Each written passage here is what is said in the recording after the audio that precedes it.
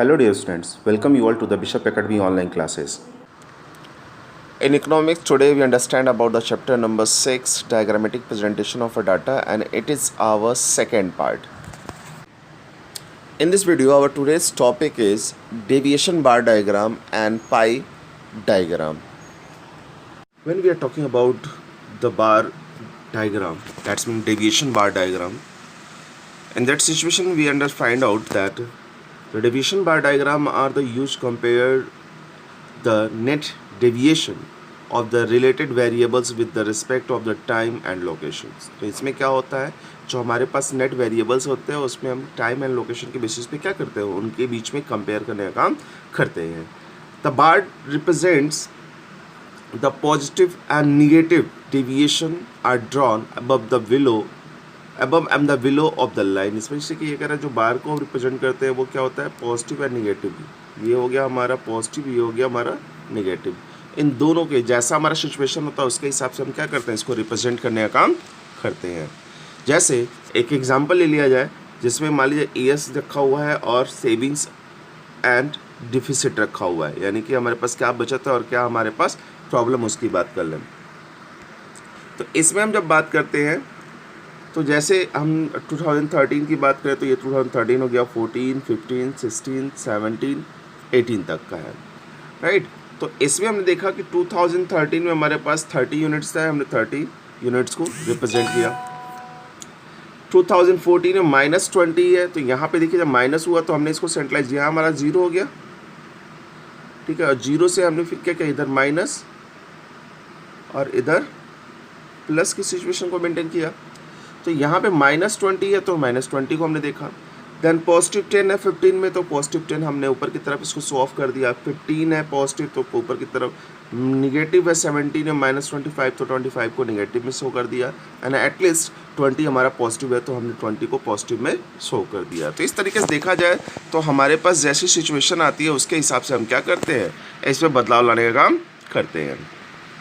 Now we are talking now the pi और the circular bar diagram. तो इसमें क्या होता है, जो डायग्राम होता है वो हमारा क्या होता है, सर्कल में होता है, यानी कि हम इसको जब भी रिप्रेजेंट करते हैं वो सर्कुलेशन फॉर्म में होता है. आपने अक्सर देखा होगा कि कुछ डायग्रामेटिक प्रोजेक्शन क्या होते हैं, कुछ ऐसे करके होते हैं और उसमें डिविजन्स बटे होते हैं, ठीक है. तो ऐसे तरह के डिविजन्स को जो हम फॉर्मेशन में लाते हैं वो किस तरीके से प्रेजेंटेशन में आता है उसको ज़रा देख लें.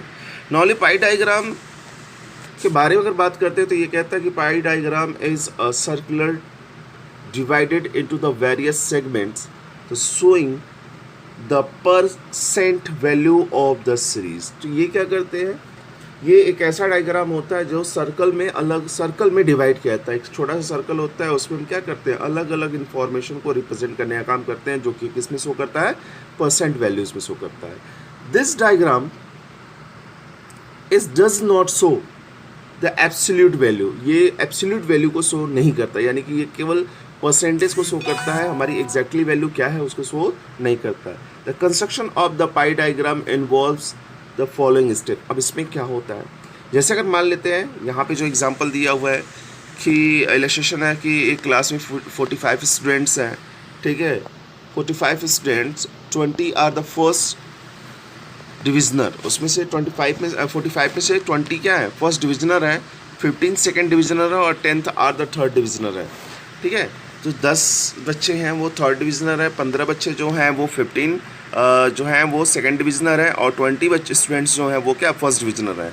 तो नॉर्मली अगर देखें तो हम इसको फिर क्या करेंगे, इनका परसेंटेज वैल्यू कैलकुलेट करेंगे. तो परसेंटेज वैल्यू क्या करेंगे, तो हमारा टोटल स्टूडेंट्स कितना है, 45 है. तो फर्स्ट डिविजनर की बात करेंगे तो 20/45 × 100, ये वाला प्रोसीजर हम अप्लाई करेंगे. आपको पता है ना कि जो हमारा परसेंटेज कैलकुलेट करने का जो तरीका होता है, जितने का कैलकुलेट करना है और जितने से कैलकुलेट करना है, हम क्या जितने को कैलकुलेट, हम 20 को कैलकुलेट करना है, किस में से, 45 में से. तो 20 डिवाइडेड बाई 45 और 100 से मल्टीप्लाई कर देंगे तो ये वैल्यू आ जाती है 44.45. इसी तरीके से 15/45 जो सेकंड डिविजनर है उसको 100 से मल्टीप्लाई करेंगे तो 33.33 आ जा रहा है. इसके बाद जो थर्ड डिविजनर है 10/45 करके 100 से मल्टीप्लाई करेंगे तो 22.22 आ रहा है। तो ये सारे के सारे क्या है, एक फॉर्मेशन में आ रहे हैं। हमने एक वैल्यू निकाल लिया, हमारी पहली वैल्यू निकली क्या 45.45, दूसरी निकली 33.33 और तीसरी निकली 22.22। तो इस वैल्यू को निकालने के बाद हम पहले सेकंड स्टेप में क्या करेंगे, सेकंड स्टेप में इस वैल्यू को 100 से डिवाइड करके, हमें पता है कि जैसे सर्कल की बात करें तो सर्कल का हर एक एंगल राइट एंगल होता है स्पेशली, और राइट एंगल होने की वजह से ये टोटल जो इसका जो मैक्सिमम जो एंगल होता है वो 360 होता है। तो हमने क्या करना है कि ये जो 44.45 हमने निकाला है उसको 100 से डिवाइड करके 360 से मल्टीप्लाई कर देंगे, तो ये हमको क्या मिल जाएगा, एंगल मिल जाएगा। ठीक इसी तरीके से हमारा जो पहला एंगल मिलता है 160 मिलता है, सेकंड 33.33 को 100 से डिवाइड करने के बाद हमारा और 360 से मल्टीप्लाई करने के बाद हमारा जो एंगल मिलता है वो कितना मिलता है, 120 मिलता है। एंड 22.22 को 100 से डिवाइड करके 360 से मल्टीप्लाई करने के बाद 80, एंड एटलीस्ट अगर हम तीनों को प्लस करते हैं तो हमको मिलता है कितना, 360। तो हम अब इसकी क्या करते हैं, इसी कह लीजिए एंगल्स को हम क्या करते हैं, सर्कल में प्लॉटिंग करने का काम करते हैं, और इस तरीके से हम प्लॉट कर देते हैं तो हमारा पाई चार्ट कंप्लीट हो जाता है। यहाँ पे एक और एग्जांपल हम ले लेते हैं, जैसे यहाँ पे बात कर रहा है प्राइमरी, सेकेंडरी और टर्सरी सेक्टर्स की, उसका फाइनेंस, इंश्योरेंस और कम्युनिकेशन सर्विसेज है। तो यहाँ पे इनका देखिए एक चीज़ है, जब परसेंटेज अगर दिया रहेगा तो हमें सीधे सीधे क्या करना है, इसको 16.2 दिया है, इसको 100 से डिवाइड कर देंगे और 360 से मल्टीप्लाई कर देंगे तो एंगल पता चल जाएगा। लेकिन इन केस अगर परसेंटेज ना दे के हमको डेटा देता है तो हम पहले क्या करेंगे, उसको परसेंटेज में कन्वर्ट करेंगे।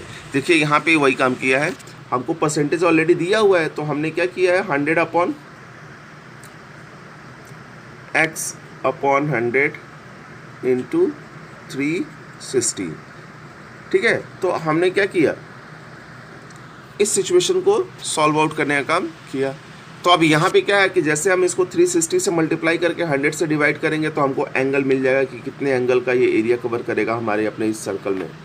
ठीक है, इसमें जब हम आगे इसकी बात करते हैं तो नॉर्मली आप ऐसे समझ लीजिए कि इसको जैसे यहाँ पे जो फार्मूला दिया हुआ है, ठीक है, तो फार्मूले की हम बात करें, कोई भी मार्क्स हो, कोई भी, मान लीजिए हमारे पास दो तरीके से, या तो हमारे पास परसेंटेज दिया होगा या परसेंटेज नहीं दिया होगा।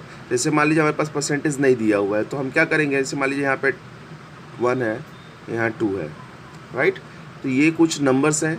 ठीक है, अब इसका क्या करेंगे, हम परसेंटेज निकालेंगे तो 3 कर लेंगे, तो 3 का क्या हो गया, 1/3 इंटू 100। ठीक है, तो ये हमारा परसेंटेज निकल जाएगा। अब परसेंटेज जो निकल जाता है, मान लीजिए x निकलता है इसमें से। ठीक है, तो अब क्या करेंगे, x/100 इंटू 360, तो ये हमको मिल जाएगी क्या, डिग्री मिल जाएगी इसकी। तो ये डिग्री जो मिलेगी, मान लीजिए y मिलता है, अब इस y को क्या करेंगे, जो हमारा सर्कल है उसमें प्लॉट कर देंगे। इसी तरीके से सेकंड वाले का निकाल लेंगे। तो एटलीस्ट ये एक प्रोसीजर होता है जिससे हम पाई चार्ट को रिप्रेजेंट करने का काम करते हैं। Now dear students, your chapter is over. If you Thank you for watching this video. If you have any type of the queries, you should be consulted through the Google Classroom.